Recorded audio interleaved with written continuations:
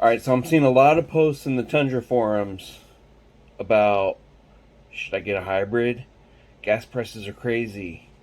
I think I'm going to get a hybrid and keep my Tundra. Alright, let's do the math. See if it makes sense. Okay, let's do a quick search for a used. Let's go with Camry hybrid, okay? Within 100 miles. Let's see how much these cost, okay? So let's do some filters here. This is how I found my Tundra, by the way. So let's say the one thing, let's say it has less than 80,000 miles. Okay, now let's sort by lowest price. Alright, 18,591. Okay, so that's before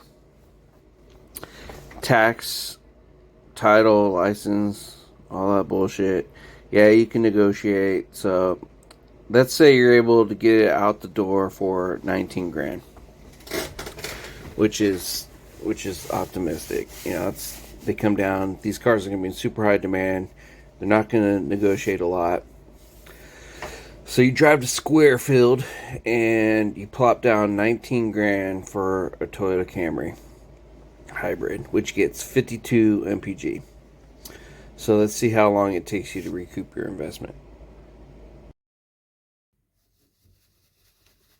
Okay, they say the average American drives 1,000 miles per month. I'm actually driving less because I'm working from home. Lucky me. It's part of the reason why I bought my Tundra. But anyways, so 1,000 miles a month divided by the 15 mpgs of my Tundra is 66 gallons of gas. 66.66. Ugh, crazy number. Okay, times my current fuel price of $5.15.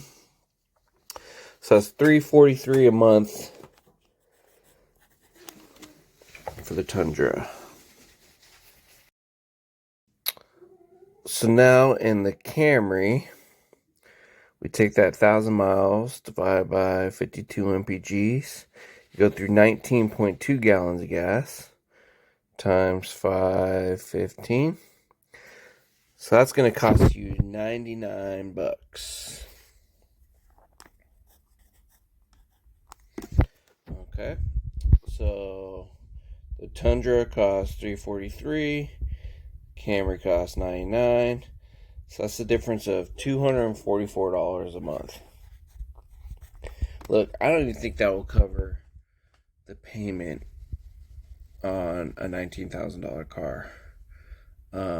But let's say you pay cash. Let's say you're balling, you've done good about saving your money. You paid $19,000. How long will it take? Or $244, sorry.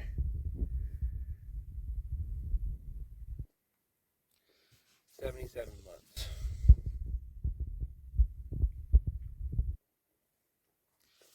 6.5 years to recoup your investment. Alright guys, just for shits and giggles, let's see how much a payment would be on a $19,000 Camry hybrid. That's about the interest rate I got on my Tundra. Let's do 72 months. $290. So now I'm paying $50 more than I'm saving in gas. Plus, you got the cost of owning an extra vehicle, wear and tear. You're not going to get rid of your Tundra, are you? I'm not getting rid of my Tundra. It'd be nice to have a hybrid, but it's not worth it. It still doesn't make sense. Now, if gas prices go to $10 a gallon, then yeah, but guess what else is going to happen? The value of your Tundra is going down, so even if you get rid of it, you're going to you're going to sell it for way less than it's worth. The value of hybrids are going to go up because everybody's going to want one, so you're going to pay more for a hybrid. Plus, after the 8 years it takes for you to recoup your investment, you're going to have to buy a new hybrid battery, and that costs $8,000. So it seems like it makes sense, but when you do the math, it doesn't really make sense. Gas prices aren't going to stay this crazy forever. Things will normalize. It ebbs and flows. It's supply and demand. We're going to increase the supply. If the government actually wanted to do something, this is something no one talks about, right? All we have to do is put an extra tax on the fuel companies for exporting oil. And then boom, we have much more supply here in the US. Their oil companies are for-profit corporations. They're going to sell their fuel to the highest bidder. They don't have to keep the oil they drill for and produce and refine here in the United States. They don't have to keep it in the United States. They export it. That's why we're net energy independent, because we export more than we import. We still import a shitload, but we refine it and then we export it. And the companies make tons of money. That's my next video will be about the profitability of oil and gas companies. It's crazy. If the government really wanted to do something about it, and it's funny because you only hear the people on the right side of the political spectrum talking about the left side not doing enough, right? But if they did what the left is really about, like if they say they're all about socialism and they implemented some socialism policies and said, we're going to tax the shit out of all your exports, we're going to limit the cap of your profitability, that would solve the problem, right? But they're not talking about doing that.